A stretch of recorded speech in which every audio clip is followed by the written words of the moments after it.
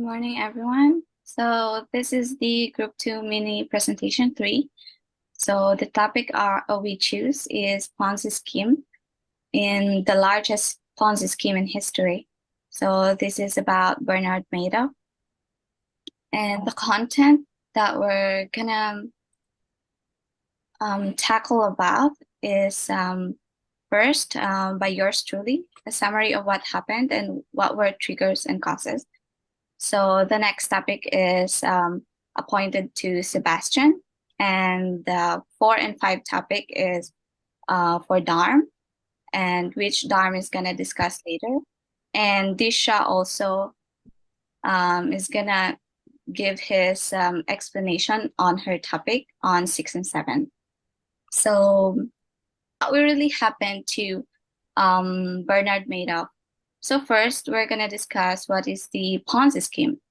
What is a Ponzi scheme? Ponzi scheme is a type of financial fraud that operates on a simple but deceitful model. It involves paying returns to earlier investor with the capital obtained from the newer investor.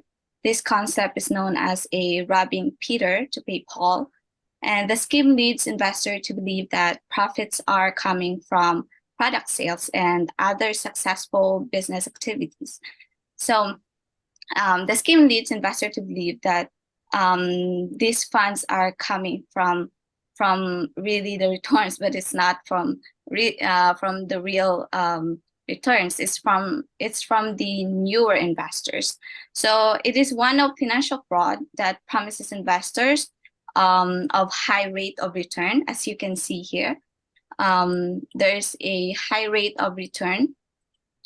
It's a 45-degree angle return, and it's kind of really too good to be true because there's no such thing as that return, right? So as you can see, the difference of the stock market, it's like a zigzag, and this one is really a 45-degree return. So it's too good to be true. And using the faith of the investor to the executor, they were lured to invest in this unrealistic return.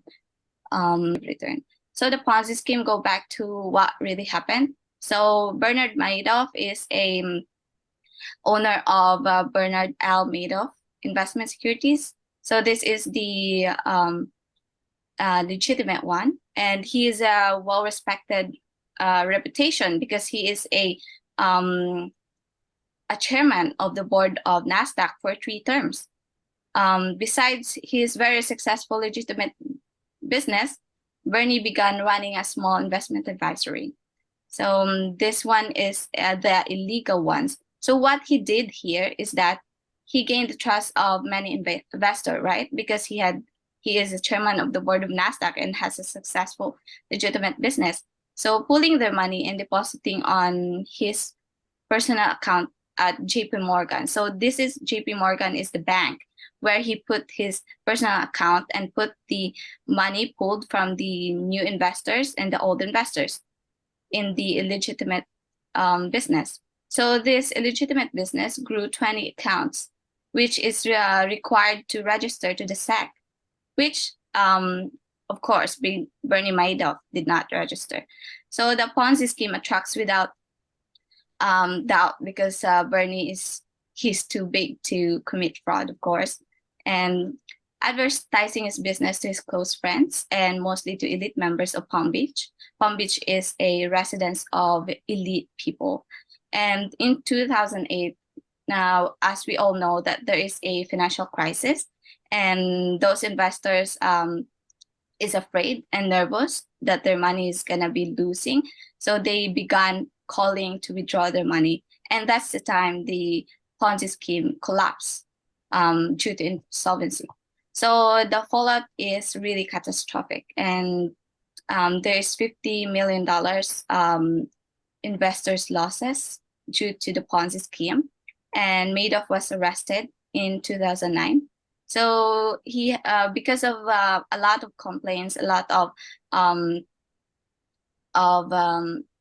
cases on him, he got 150-year prison sentence, and That scandal shook the financial world, of course, exposing significant failures in regulatory oversight and also the trust of investors loses.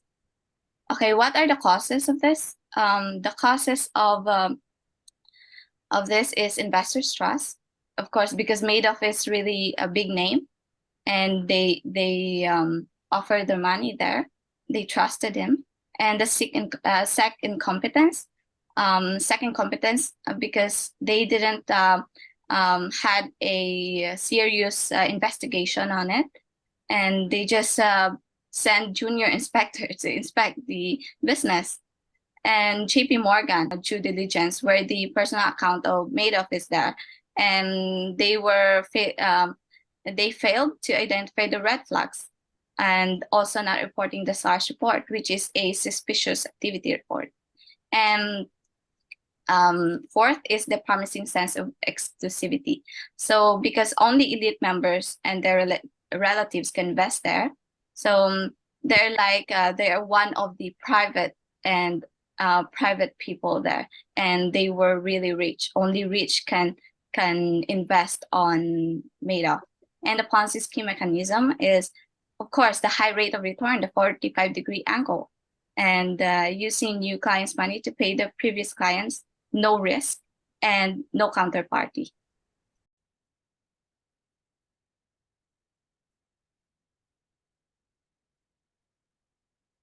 Okay, so I'm going to briefly talk about the regulator. So the primary regulator responsible was the SEC. It's the single independent agency at the federal level. They're responsible for regulating and overseeing the securities industry nationwide in the USA. They're responsible for essentially conducting the examinations of the Madoff firm.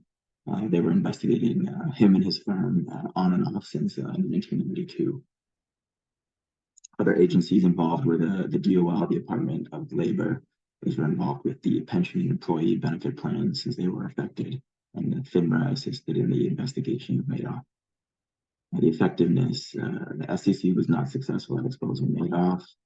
To this day, they remain under heavy scrutiny for their inability to detect fraudulent activity and undertake a thorough investigation. How come? So the whistleblowers were ignored. There were at least 6 whistleblowers that came to the SEC stating the Madoff firm had been conducting fraudulent activity, and all of these were waived / ignored by the SEC. The initial investigation was also not rigorous enough. Paul Atkins, the former SEC commissioner, said himself, it took a long time until finally the enforcement division put together a group specifically targeted at exactly Ponzi schemes. And this was at the beginning of 2008, so much later. And there were also potential conflicts of interest within the SEC and the Madoff firm. Madoff and his brother were very known associates in the finance world at this point. So that was another potential reason.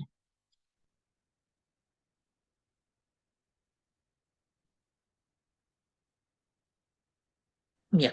So Madoff's Ponzi scheme had a significant impact on people's life, and there was a far-reaching societal ramifications. Mhm. And if we talk about who was harmed, then in the list, the name which first comes up are the investment firms.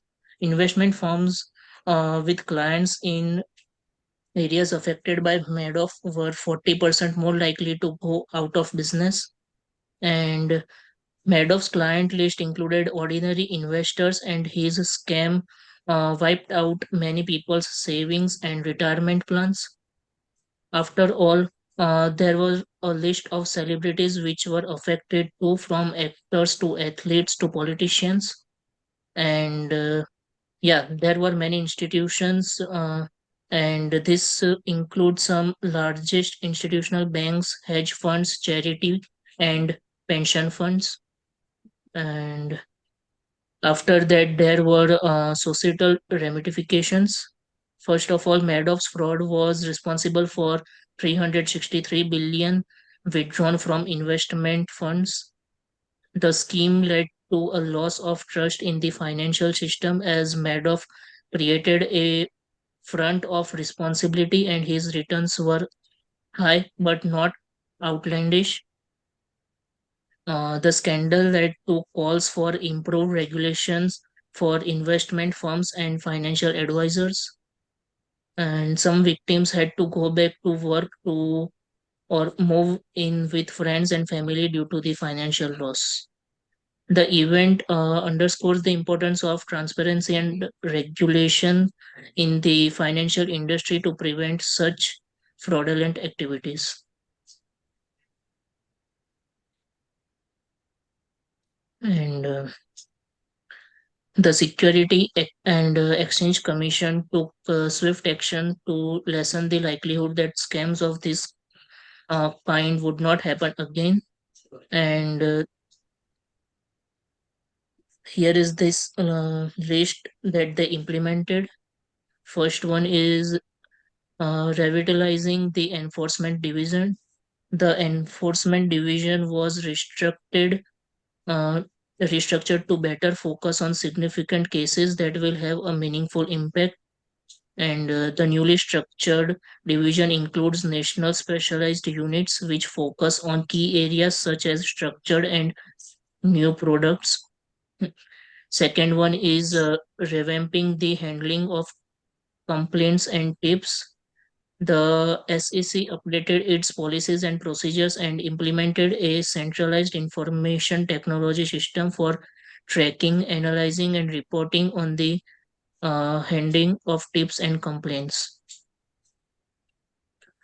After that, encouraging greater cooperation by insiders was also done by the SEC in order to enhance safeguards for investors' assets.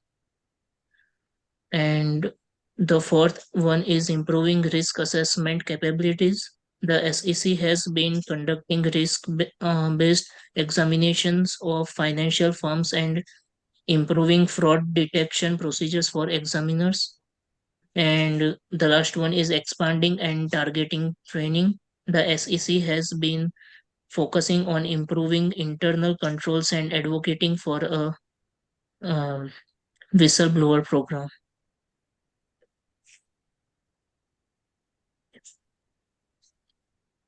Thank you, Sebastian. Thank you, Dharamdeep. Now we'll delve into the repercussions of Bernie Madoff's Ponzi scheme by examining two news stories connected to this crisis, shedding light on its impact and aftermath. So, the first news story is investors seek recovery amid Madoff scandal. This news piece highlights the struggles faced by investors affected by the Ponzi scheme. It discusses their efforts to seek recovery of lost funds, portraying the emotional and financial turmoil experienced by individuals and organizations. The second news story is Madoff's death, closure, or continuing impact. So, this news story examines the aftermath of Madoff's death, questioning whether it signifies closure for victims or if it perpetuates ongoing implications. It explores reactions to Madoff's demise and assesses its significance in the context of the financial scandal. Next slide, please. Talking about the current state of affairs post Madoff's Ponzi scheme, progress and changes. First one is recovery efforts and compensation. So, recent reports indicate ongoing efforts to compensate victims of Madoff's scheme. A significant development is the disbursement of an additional $568 million to affected investors, reflecting continued progress in the compensation process. Second one is regulatory and industry changes.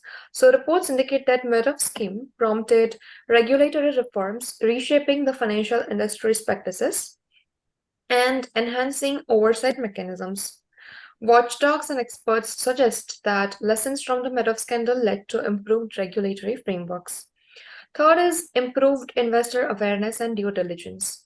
Recent initiatives aimed at educating investors about financial risks and due diligence have shown positive outcomes. Greater awareness among investors has led to more cautious investment decisions, fostering a culture of increased scrutiny and diligence. Thank you. Thank you so much. So, we're gonna end here, and this is our reference. Bye, guys. Bye. Bye.